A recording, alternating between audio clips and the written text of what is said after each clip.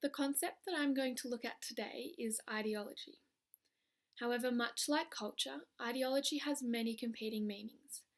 Therefore, I'm going to discuss ideology through looking at social relations and social relationships.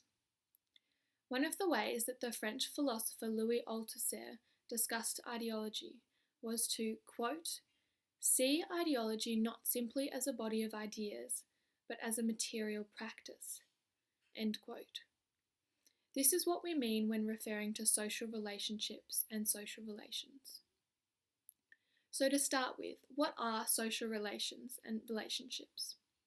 Well, social relationships in popular culture is all the aspects that are personal and intimate. This refers to the way that individuals act and identify privately.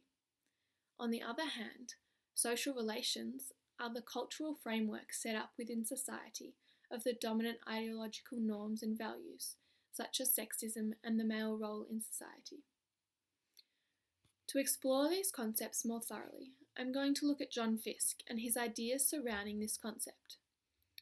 So Fiske refers to social relationships and social relations as the space in which popular culture plays out.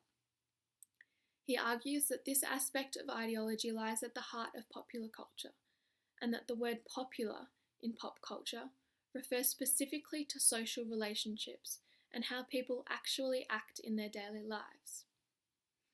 Fiske discusses how there are always dominant ideological norms and values circulating in popular culture, but there are also constant opportunities for these dominant ideological norms to change and evolve. To really explore this concept of ideology, I'm going to look at the example of dating game shows, in particular The Bachelor, and the dominant ideological norms involved. One of the dominant ideological norms that is argued whether it exists in the show is sexism. With one man dating 20 different women at the same time while they compete with each other for his love, the sexism question appears. Many people argue that the show supports the ideological norm that women's sexuality exists only to respond to men's.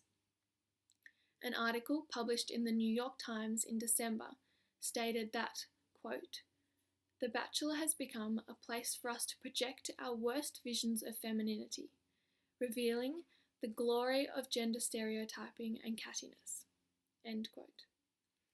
With elimination processes of group dates and rose ceremonies, it is clear that all the power is in the hands of the one male, while he tests the women. While this TV show is filmed, we are unable to get a good understanding of the social relationships of the individuals.